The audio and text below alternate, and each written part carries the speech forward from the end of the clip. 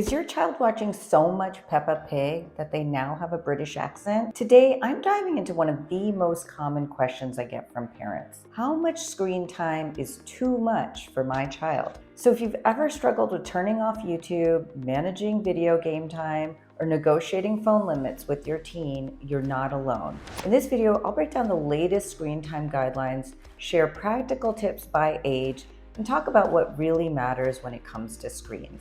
Hi everyone, I'm Dr. Lavanya Sathanantham, a pediatrician and mom, and you're watching the Park Pediatrics and Park Travel Clinic channel.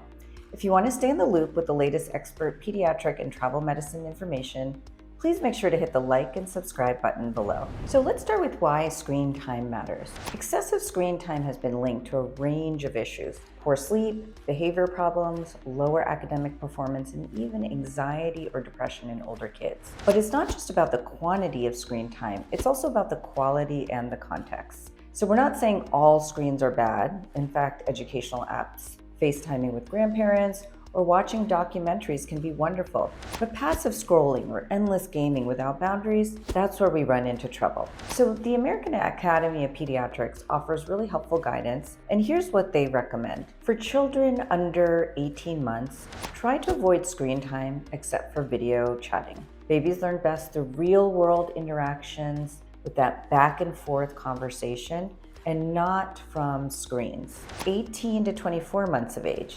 You can, if you want to, introduce high quality content, maybe like some PBS Kids shows or Sesame Street, but if you do, watch it together and talk about what you're seeing. It's not about handing them the iPad and walking away. Ages 2 to 5 years. Limit screen time to 1 hour per day of high quality programming. And again, co-viewing is key. Ask questions, point out emotions, make it interactive.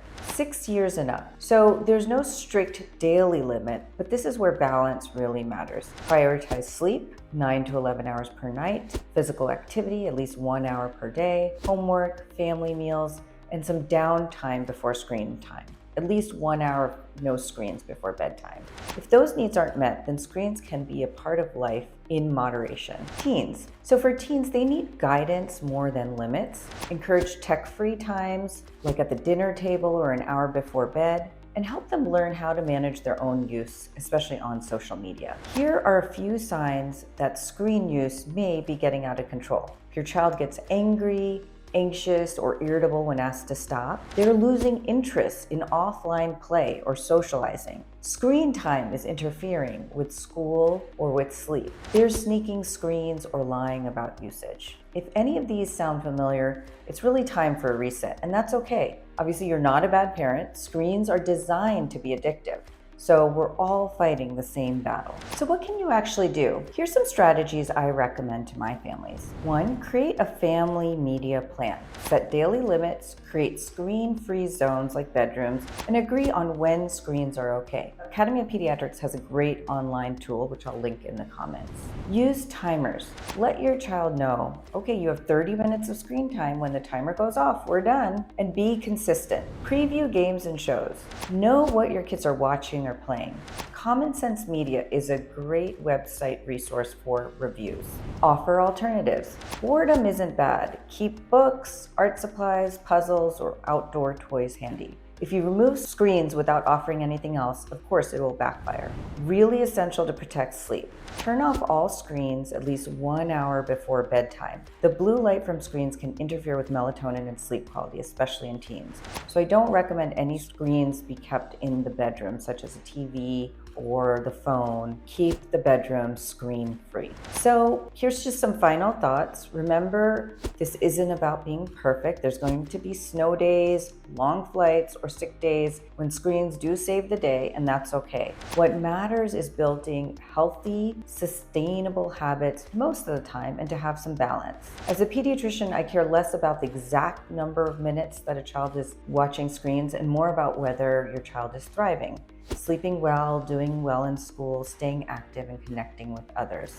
If you're unsure about your child's screen time or it's impacting their mood or behavior, please talk to your pediatrician. We're here to help and not to judge. And don't forget to also have a conversation with your school regarding how much screen time is happening in the classroom settings, because sometimes they're really exposed to a lot of screens in the school. So get involved with your PTA, see if you can advocate on behalf of your child in the classroom. So if you found this video helpful, give it a thumbs up, share it with other parents, and don't forget to subscribe for more pediatric tips every week. Have questions or topics you want me to cover?